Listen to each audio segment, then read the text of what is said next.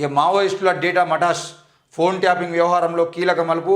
Central intelligence సేకరించిన data మొత్తాన్ని మూసి పాలు చేసిన ప్రణీత్రావు ముఠా. మొత్తం 17 కంప్యూటర్లకు సంబంధించిన 42 హార్డ్ డిస్కులను ధ్వంసం చేసిన ప్రణీత్రావు వాటి నుంచి తిరిగి డేటాను పొందడం అసాధ్యమని తేల్చిన నిపుణులు. ఫోన్ ట్యాపింగ్లో రోజుకో కొత్త విషయం వెలుగులోకి. మొత్తానికైతే ఫోన్ ట్యాపింగ్ సంబంధించిన వ్యవహారంలో ప్రణీత్రావు ఏం చేసినంటే ఇక్కడ కేసీఆర్ ఓడిపోగానే ఆ హార్డ్ డిస్కులు మొత్తాన్ని తీసుకుపోయి పోతాంటే మూసీ నదిలో పడేసిండు. ఆ మూసీ నదులు ఎక్కడ పడేసిండో ఆ హార్డ్ డిస్కులు అక్కడనే ఉన్నాయి. 42 హార్డ్ డిస్కులు స్వాధీనం చేసుకున్నారు. స్వాధీనం చేసుకున్నటువంటి వాటిని ల్యాబ్కు పంపిస్తే ఆ ల్యాబ్లో అసలు మొత్తానికి డాటా ఏం పనికిరాదు. అది రికవరీ చేయడం కూడా దొరకట్లేదు. సాఫ్ట్వేర్లు ఎన్ని ప్రయత్నం చేసినా కూడా ఏ సాఫ్ట్వేర్ కూడా ఆ డాటాను రికవరీ చేయలేకపోతున్నాయి. ఈ మొత్తం పాడైపోయినాయి, హార్డ్ డిస్కులు పనికి రాకుండా అయిపోయినాయి, అవి డెడ్ అయిపోయినాయి అని చెప్పేసి వాళ్ళు రిపోర్ట్ ఇచ్చారు.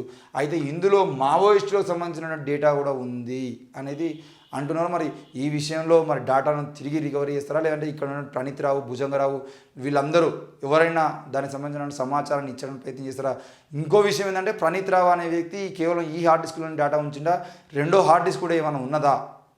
ఇక్కడ కేసీఆర్, కేటీఆర్ వీళ్ళకి సంబంధించినటువంటి పర్సనల్ విషయాలు బయటపడతాయని చెప్పేసి వాటిని కాపాడే ప్రయత్నం చేస్తున్నారని కూడా పోలీసులు విచారణ చేయాల్సింది.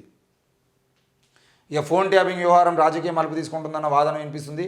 ఓ రకంగా ప్రకంపనలు సృష్టిస్తుంది. ఎన్నికలు, ఉప ఎన్నికలు విపక్ష నేతల ఫోన్లు ట్యాపింగ్ పాల్పడినట్లు ఇప్పటికే ఈ కేసులో అరెస్ట్ అయిన నిందితులు వాంగ్మూలం ఇచ్చారని తెలిసింది. గతంలో స్పెషల్ ఇంటెలిజెన్స్ బ్యూరో సేకరించిన డేటా మొత్తాన్ని ప్రణీత్రావు గ్యాంగ్ నాశనం చేసినట్టుగా గుర్తించారు. ఫోన్ ట్యాపింగ్ డేటాతో పాటు విలువైన భూములకు సంబంధించిన డేటాను కూడా ధ్వంసం చేసినట్టుగా పోలీసులు గుర్తించారు. ప్రణీత్రావు తాజా డేటాను మాత్రమే కాకుండా దశాబ్దాలుగా ఎస్ఐబి స్పెషల్ ఇన్వెస్టిగేషన్ బ్యూరో గత దశాబ్ద కాలంగా సేకరించిన సమాచారం మొత్తాన్ని కూడా ధ్వంసం చేసినట్టుగా చెబుతున్నారు. మొత్తం 17 కంప్యూటర్లకు సంబంధించిన 42 హార్డ్ డిస్కులను కూడా ప్రణీత్రావు ధ్వంసం చేశారని గుర్తించారు.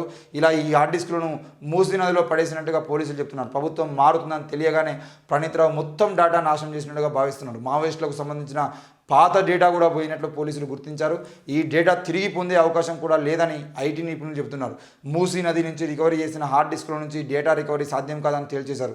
ప్రణీత్రావు చేసిన పనితో పోలీసులు తలలు పట్టుకుంటున్నారు. మరోవైపు ఎస్ఐబి మాజీ చీఫ్ ప్రభాకర్ రావు ఆదేశాలతో ఫోన్ ట్యాపింగ్ వ్యవహారం అంతా జరిగినట్లు ప్రణీత్రావు తన వాంగ్మూలంలో వెల్లడించారు. ఫోన్ ట్యాపింగ్ కోసం కన్వర్జేషన్ ఇన్నోవేషన్ ల్యాబ్ టూల్స్ వాడినట్లు పోలీసులు గుర్తించారు. ఈ కేసులో ల్యాబ్ డైరెక్టర్లను విచారించే అవకాశం ఉందని సమాచారం.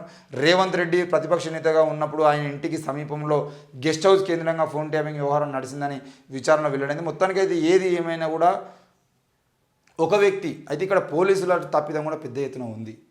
కేవలం ప్రభాకర్ రావు, ప్రణీత్రావు ఇద్దరు తలుచుకునేది ఉంటే SIB special investigation bureau data మొత్తాన్ని కూడా ఈరోజు నాశనం చేయగలిగారు అని అంటే పోలీసుల నిర్లక్ష్యం అంత మొత్తంలో ఉంది అని అర్థం.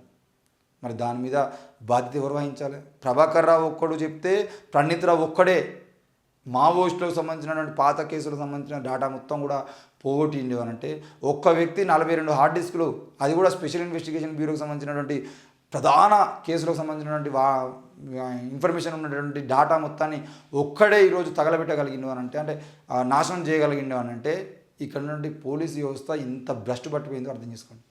ఒక్కడు అవసరమైతే రేపు పొద్దుగాల డీజీపీ ఆఫీస్లో ఒక కానిస్టేబుల్, ఒక ఎస్ఐ తలుచుకుని డీజీపీ ఆఫీస్లో ఉన్నటువంటి హార్డ్ డిస్కులు కూడా మొత్తం నాశనం చేయగలుగుతారా? వాళ్ళ దగ్గర సెకండ్ ఆప్షన్ ఏముండదా? ఆ డేటా మొత్తాన్ని వేరే దగ్గర రికవరీ చేసుకొని పెట్టుకోరా? ఈరోజు చిన్న చిన్న విషయాలలోనే రికవరీ చేసుకున్నాను. ఫోన్ నెంబర్లు కూడా రికవరీ చేసుకునే ప్రయత్నం చేస్తున్నాను. చిన్న చిన్న వ్యక్తులకు తెలుస్తుంది రికవరీకి సంబంధించిన విషయం. మరి పోలీసులు ఎందుకు ఇంత నిర్లక్ష్యంగా ఉంటున్నారనే విషయాన్ని సమాధానం చెప్పాల్సిన బాధ్యత ఉంది. మాజీ డీజీపీ దగ్గర ప్రతి ఒక్కరు దీని మీద స్పందించాల్సిన అవసరం కూడా ఉంది. ఈ మావోయిస్టులకు సంబంధించిన డేటా మొత్తాన్ని ఈరోజు మీరు పోగొట్టారంటే మావోయిస్టులకు సంబంధించిన డేటా మాత్రమే పోయిందా? వాళ్ళు మీరు పోలీసులు చేసిన ఎన్కౌంటర్లకు సంబంధించిన కేసులకు సంబంధించిన డేటా కూడా మొత్తం నాశనం చేసిరా? అసలు ఏం చేసిరా అనేది ఎన్కౌంటర్లకు సంబంధించిన విషయంలో మీరు చేసిన అక్రమాలు ఏవైతే వాటికి సంబంధించిన డేటాను కూడా మీరు నాశనం చేసుకునే ప్రయత్నం చేసిరా? ఈ రకంగా ఏం చేసిరు, ఏ కుట్రలు చేసిరనే విషయాలన్నింటినీ కూడా మీరు ఆలోచించాలని చెప్పేసి ప్రజల్ని కూడా కోరుతున్నా. దయచేసి ప్రజలారా, ఇట్లాంటి దొంగలకు లంగలకు మనం ప్రభుత్వాన్ని చేతిలో పెట్టి వాళ్ళు చేసే అక్రమాలు అరాచకాలకు సంబంధించిన విషయంలో వాళ్ళకి వంతపడే ప్రయత్నం చేయొద్దు. రానున్న లోక్సభ ఎన్నికల్లో మీరు సరైన వ్యక్తికి ఓటు వేసారని ప్రయత్నం చేయాలని కోరుతున్నాను.